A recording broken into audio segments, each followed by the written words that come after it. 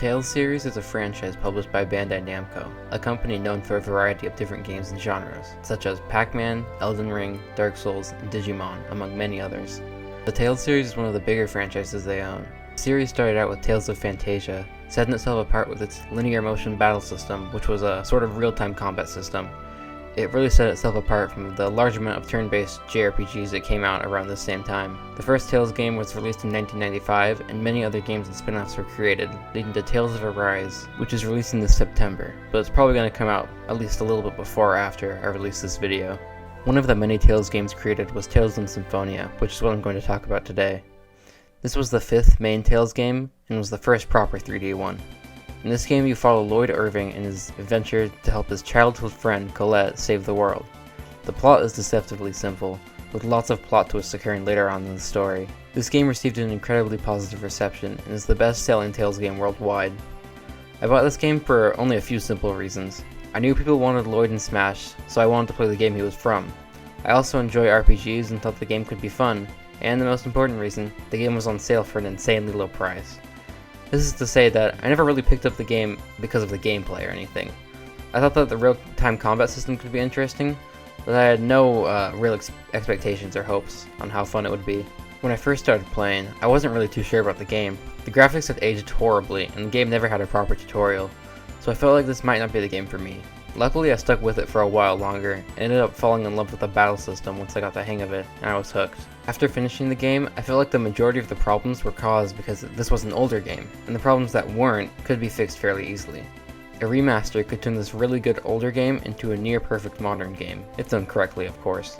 I want to quickly mention that I know there was technically a remaster done on the next-gen console after the game's original release. It was released on the PS2, and there was technically a remaster on the PS3, but this remaster was basically just a higher res game and a couple of changes to the actual gameplay, but nothing really too much. What I'm talking about in this video is a full-blown remake from the ground up with new models and everything, kind of like what they did with the Crash and Spyro remakes. In this video, I'm also going to talk about what I think were the most important aspects of the game, the gameplay, story, and presentation, and what, if a remaster were to be made, they would change to make this game even better than it already is.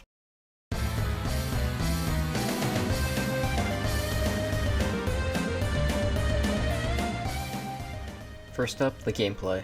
The gameplay in this game, at its core, is the same as the rest of the games in this franchise. You move left and right, battling multiple enemies at once in a real-time battling system, which I mentioned before is called the multi-line linear motion battle system. I know, it's a very easy name. You have two types of attacks, your basic attacks and your techs, basically being your special attacks. Many of these techs are just stronger attacks than your basic attacks, although some, mainly the spells which some characters have different effects and attributes.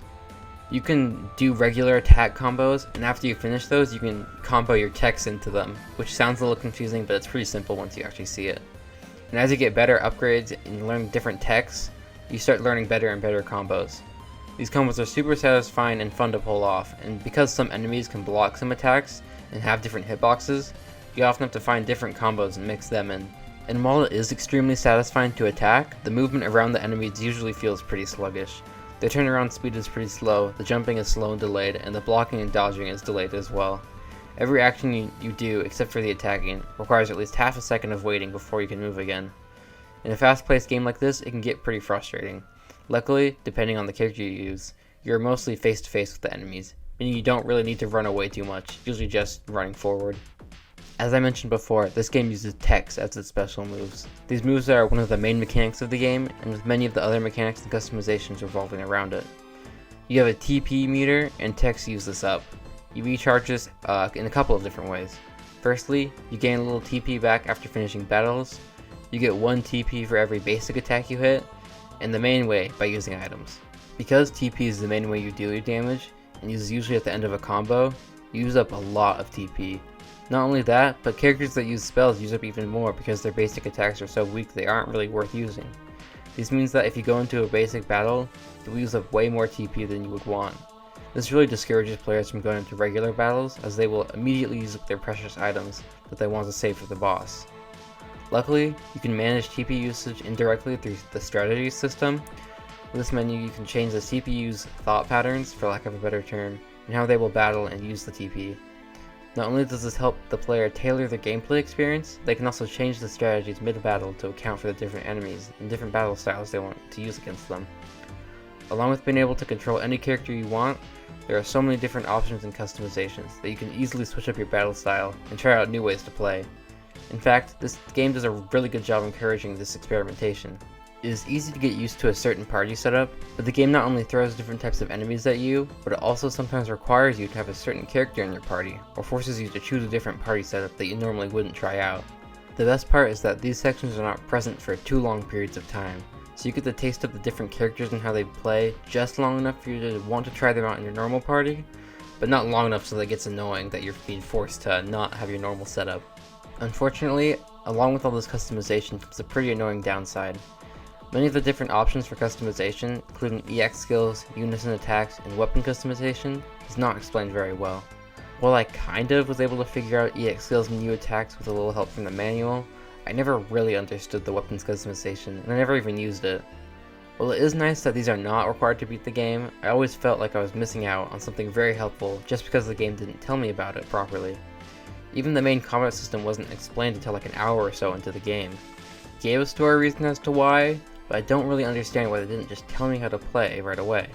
That should be the game's first priority, because if the game isn't fun, it's very difficult for the story to keep someone playing.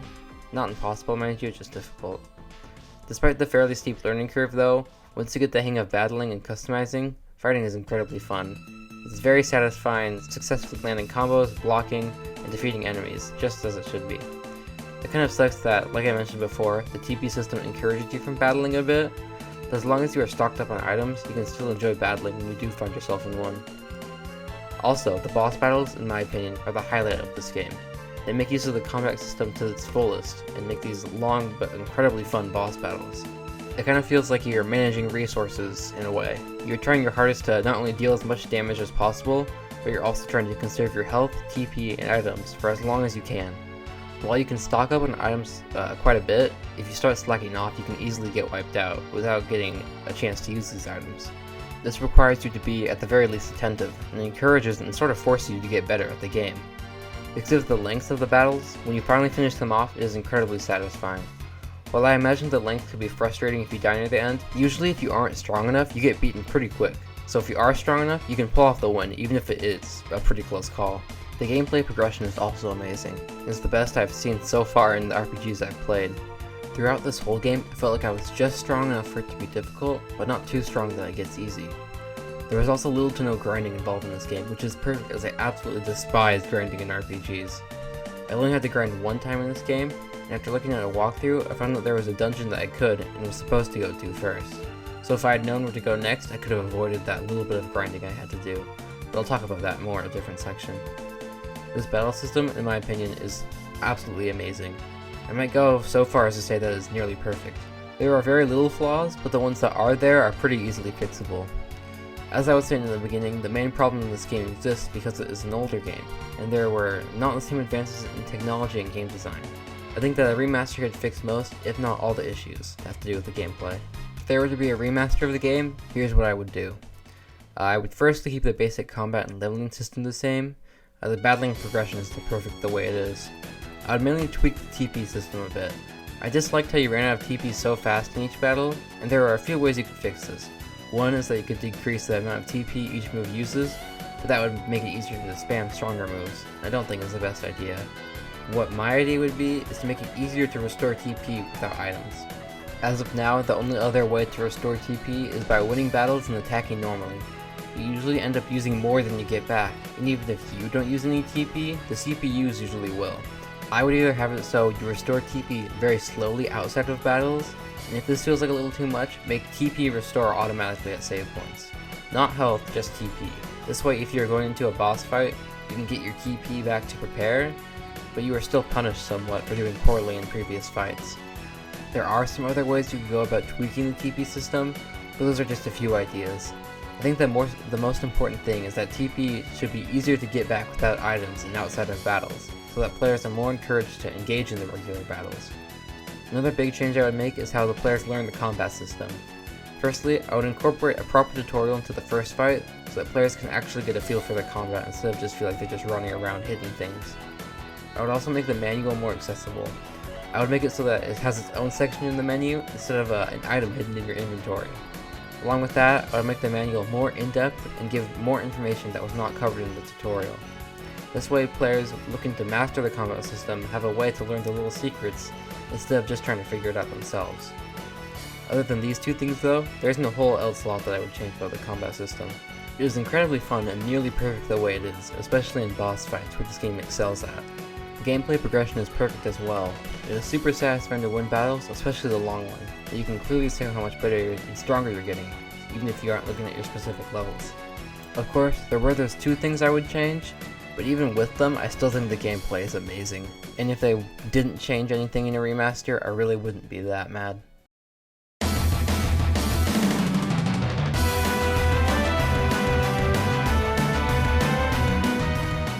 The story starts out pretty simple. You and a group of friends and allies go out on an adventure to save the world. Pretty basic stuff. As you progress in the story, it immediately expands on this idea, and later flips it on its head entirely. Near the beginning, you are introduced to some very dark themes, including things called human farms, which are revealed to have an even darker twist later on in the game. You are also exiled from your hometown as a result of some of your actions, and you physically cannot go back. This example, along with many others, shows that this game does a great job reflecting story events in-game through in-game mechanics, and it makes the game feel much more immersive. I like when games have dark themes as well, as it usually makes stories more interesting, if it's done well, of course, which is very much so in this game. They also introduce interesting moral questions at times, and have the characters explore all the different possibilities before picking what they feel is the best decision. There are also lots of plot twists. This alone doesn't make a story good, of course, but they are all done very well. They make sense and are explained well, so it doesn't feel like it is just surprising in order to get a reaction. The twists are also, for the most part, spaced out well enough so that once you get used to one big change, enough time has passed for you to get used to the next big change. Even if the overall story is good, every game needs good characters to supplement it and push the story forward. This game does a great job in this department as well. All of the characters are really interesting, and even the ones that feel kind of boring at first are fleshed out over the course of the game. As you explore, at random points in the game, there are little dialogue sections that show up that give you a little insight into the different characters and their personalities. These are completely optional though, so for players that don't care about story, you can just ignore them. But if you do want to learn more about the worlds and characters, this is a great addition to the game. Even if you didn't watch any of these little dialogue sections like I did, I am positive that you would still end up loving the characters by the end of the game, and still care about what happens to them. I touched on this a little bit earlier, but the pacing is also amazing. I feel like you stayed in different sections of the game for a good amount of time, but not so long that you just wanted to move on. It kept you hooked for long enough before pushing you on to the next area. I think though that they faltered on this a little near the end of the game. I felt like the ending was much more drawn out than it needed to be. There were multiple fights that I thought would be the final battle, before a plot twist extended the game even more. I am fine with one of these, as long as the real final fight is almost immediately after, but this game had, I think like 3, and there was at least one full dungeon in between each of them. This kind of took away from the final experience of finishing the game, and made it less satisfying, because at a certain point you just want the game to finish, especially if you are finishing up the last bit in one sitting. Other than that part though, the pacing of the game was decent, if not really good. Another issue I had with this game was unclear directions given to the player. This game, at times, has multiple different paths you can take, and different orders you can do things that affect the ending of the game, which I love, and it also encourages replayability, but as a result, the game gives you very little directions as to where you need to go next and what to do. Usually they tell you as part of the dialogue and plot, but even if they do, it is kind of hard to notice, usually just one line, and if you don't care about the story, you will end up missing it entirely. The only semi-consistent way to know where to go next is the synopsis menu, where it gives a synopsis on what has happened in the story and usually gives a little hint as to where to go next. This definitely helps the player to learn more about the sometimes confusing plot, but it doesn't always say where to go next, and I didn't even learn that this menu existed and that it would give these hints until a good ways into the game. The way I would recommend finding where to go next, even if it kinda sounds like cheating, is to use a guide. If you don't want too many hints, I would just glance at the next location it lists if you get stuck. The guide I used and would recommend is by GameFAQs, and I'll put the link to that specific guide in the description. As for what I would change about the story, there isn't a whole lot that I would, or really could change about it. As for the overall plot, I think it needs to stay largely the same in a remaster, as it isn't something you can really adjust without losing the charm of the original. This means that my problems with pacing can't really be fixed without adding or taking away large parts of the game, which can't really be done in a remake. Because of this, I would honestly just leave it as it is and deal with it. I'm probably one of the few people who really had a problem with this anyways. As for my other issues, they are a much easier fix. I think that Tales of Symphonia didn't do a good job telling the player where to go next or giving them their options, which has a much easier solution. There should be a menu that tells players what they are doing at all times and where they need to go next. This could be by very easily putting a quest menu with all the story quests and side quests listed for easy tracking. Other than that though, I think the plot was great and didn't really need any changes or adjustments apart from the one change I mentioned earlier. While it does start off feeling generic, it immediately sets itself apart from other games and expands on that even further throughout the game, making a very impacting, unforgettable story.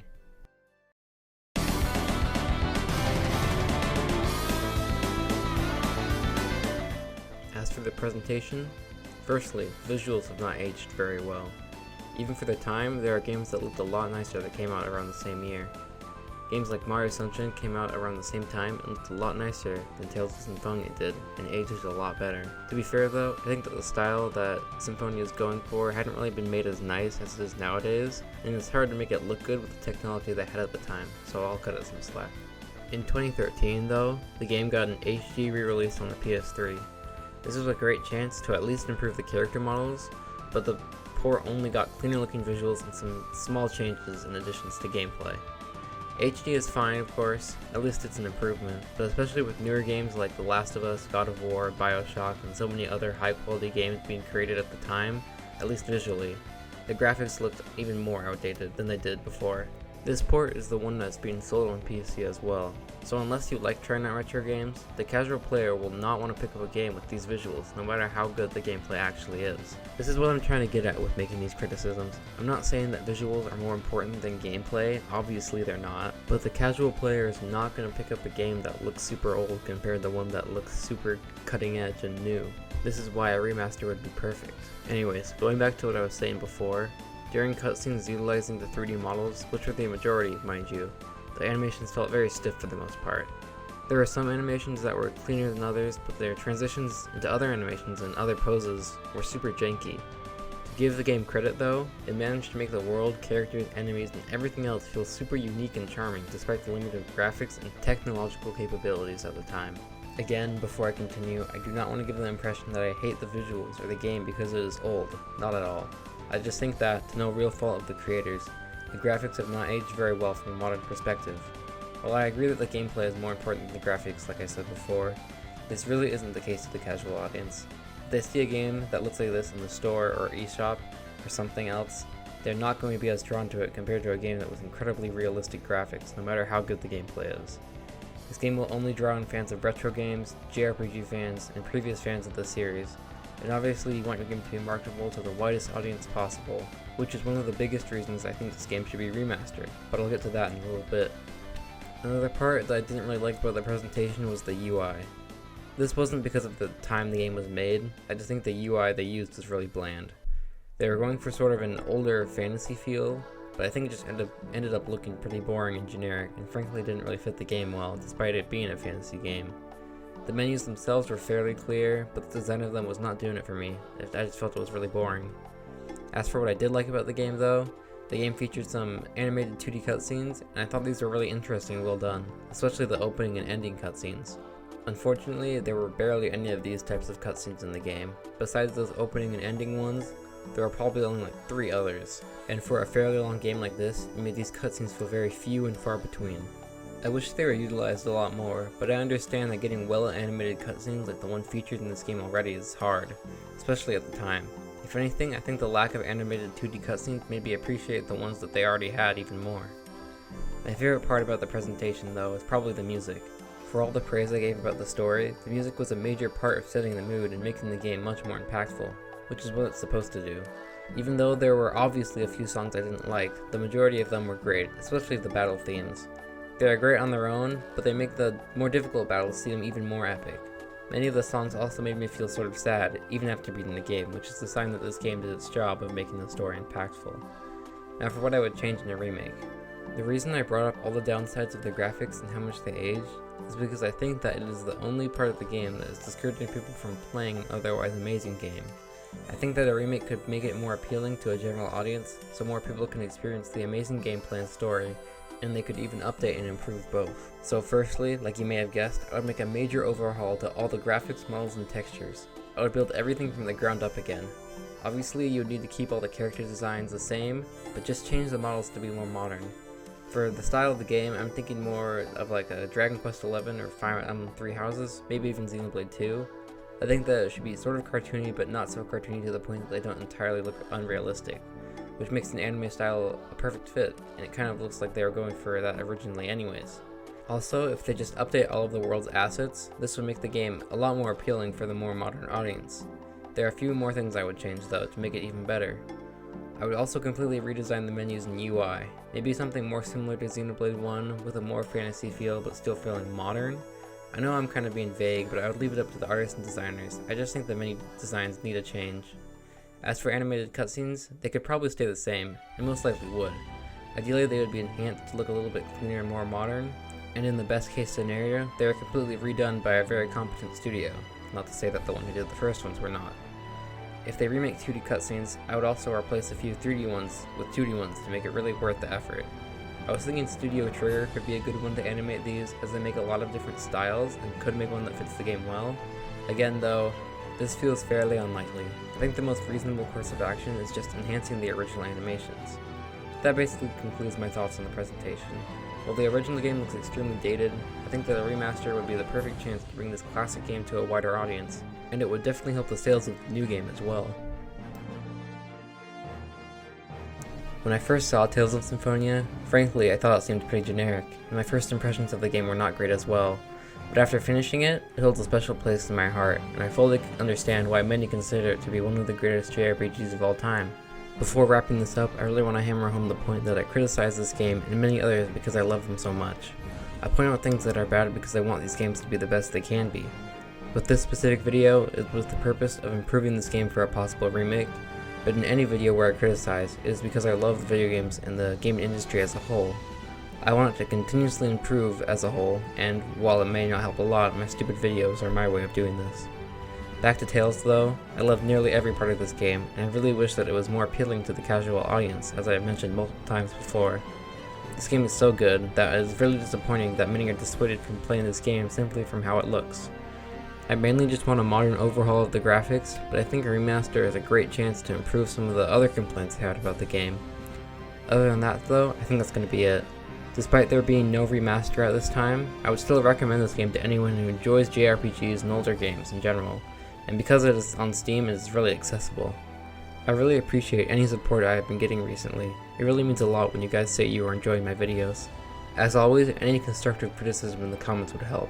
I want to make these videos as good as they can be. Thank you for watching, and I'll see you in the next video.